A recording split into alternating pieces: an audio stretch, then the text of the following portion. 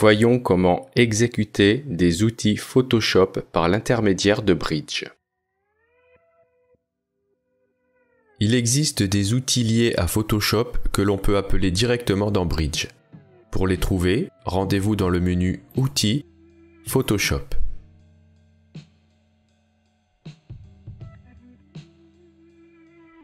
Charger des fichiers dans les calques Photoshop vous crée un document dans Photoshop avec les fichiers sélectionnés empilés dans des calques.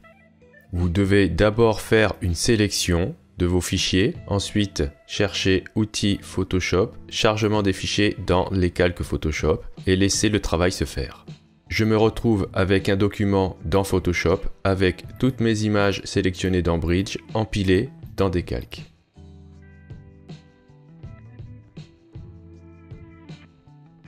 Correction de l'objectif permet de corriger automatiquement les déformations liées à une optique à l'aide des outils de reconnaissance d'objectifs et de correction automatique disponibles dans Photoshop.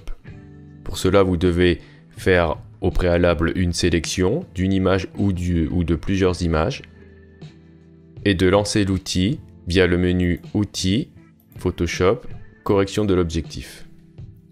Photoshop s'ouvre et vous vous retrouvez avec cette fenêtre vous permettant de définir les fichiers que vous souhaitez corriger. Vous pouvez en rajouter d'autres si la sélection que vous avez faite dans Bridge était incomplète. Vous pouvez décider de sauvegarder ou pas cette image dans un autre fichier, soit en JPEG, en PNG, en PSD ou en TIFF, et de le mettre dans un répertoire différent. En cochant meilleure correspondance de profil, vous laissez Photoshop choisir tout seul l'objectif à corriger. En dessous, vous avez d'autres options que vous pouvez cocher comme déformation géométrique, mise à l'échelle automatique. Vous pouvez aussi corriger les aberrations chromatiques en fonction des options que vous trouvez ici. Et vous pouvez aussi corriger le vignettage. Une fois que vous avez défini vos options, cliquez sur OK et automatiquement, la correction se fait, le fichier est sauvegardé et il n'y a plus qu'à aller le chercher. Ici, j'avais défini un sous-dossier à l'intérieur de mon dossier avec une sauvegarde en PNG et voici le résultat.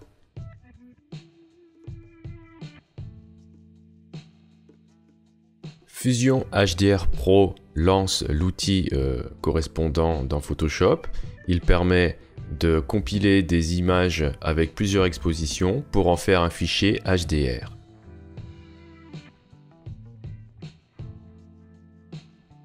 Photomerge, quant à lui, est un outil qui permet de créer des panoramas.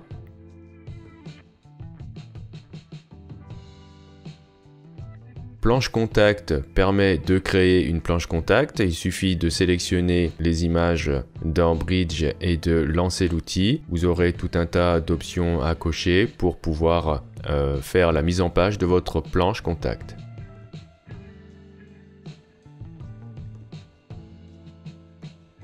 Cet outil permet de sauvegarder dans 3 formats différents, le JPEG, le PSD et le TIFF. Il vous permet aussi de redimensionner vos images. Il suffit ici de cocher l'option et de changer la taille en largeur et en hauteur.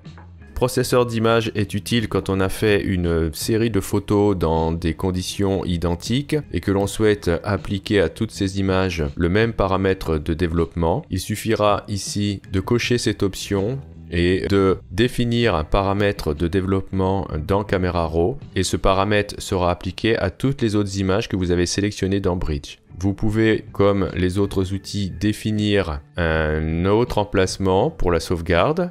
Vous avez aussi la possibilité avec processeur d'image d'exécuter un script, une action dans Photoshop.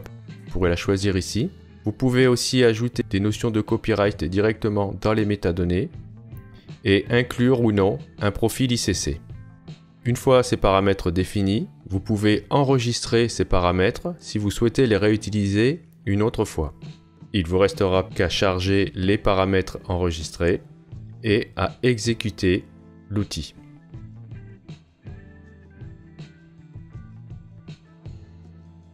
Traitement par l'eau, quant à lui, permet d'exécuter une action à une image ou à un ensemble d'images. Vous avez des options ici pour ouvrir le document et pour le sauvegarder.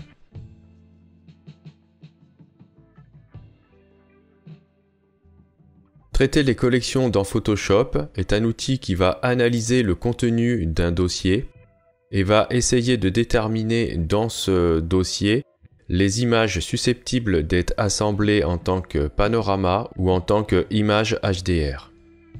Comme tous les automatismes, parfois ça marche moyen. Je conseille plutôt de sélectionner vous-même les images que vous avez faites pour votre panorama ou pour votre HDR.